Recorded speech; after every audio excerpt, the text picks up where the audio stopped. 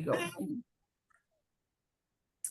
Again, my name is Shauna Ward. I'm born and raised here in Columbus, Ohio. I did give a brief introduction about the book. It's about my great grandfather.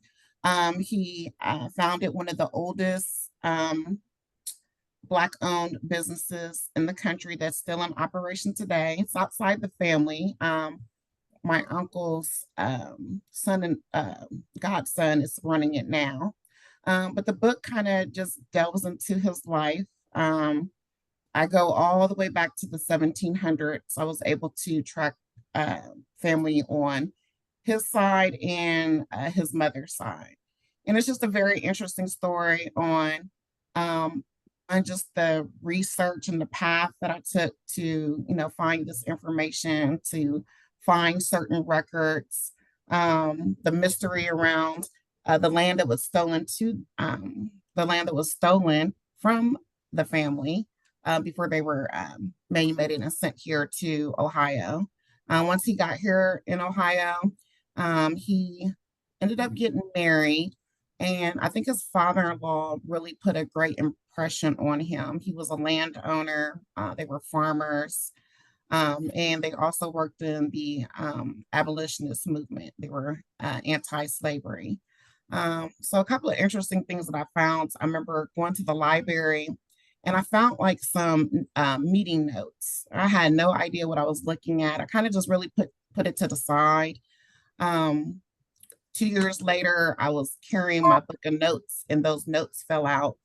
And just something made me just like look over them again. I started digging and found out that he belonged to the colored conventions. And what was interesting was, when you think about slavery, you think about like all of us were enslaved. There were a great number of people that were also free. And what I found in these meeting notes that was just very impressing was the unity. Not everybody agreed on everything, on how to approach, to try to get everyone, emancipated.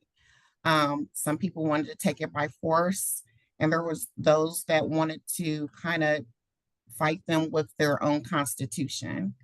So I just followed his whole life story. I feel very lucky and fortunate of a lot of things that I found that were documented. There was two newspaper articles about his family, some very interesting stories. And just looking at his path, one of the other things that kind of stood out to me about his life is um, I've noticed that here in Columbus, Ohio, there's a lot of markers, historical markers around the city. He doesn't really get the credit that he deserves. There was an incident when he first moved to Columbus, Ohio. He belonged to an anti-slavery Baptist church. They met in the basement. The white congregation was on top, but it was a mixed congregation. There was a family that moved to Columbus, Ohio that owned Black slaves. And when my grandfather found out about it, he demanded that they go back, buy them back, and set them free. And when that family declined to do it, he walked out, and 40 people walked out behind him, and they started their own anti slavery church. So he just has a very interesting life, and I'm just going to try to bring light to it. And on top of that, I would like to also get this petition going that I have to have him recognized, since he has the oldest Black owned business in the country. Why not designate a month or a day where the nation rallies behind patronizing and supporting Black owned businesses? We have our Black History Month. Maybe we can have a day where that's just like a focal point, is to support each other and get back to that type of unity where we can respect each other's diverse backgrounds and opinions. What is the And big, what is the great what does the business do now? they're a moving and storage company. Okay. Mhm. All The right. name of the business is E.E. Ward Moving and Storage Company.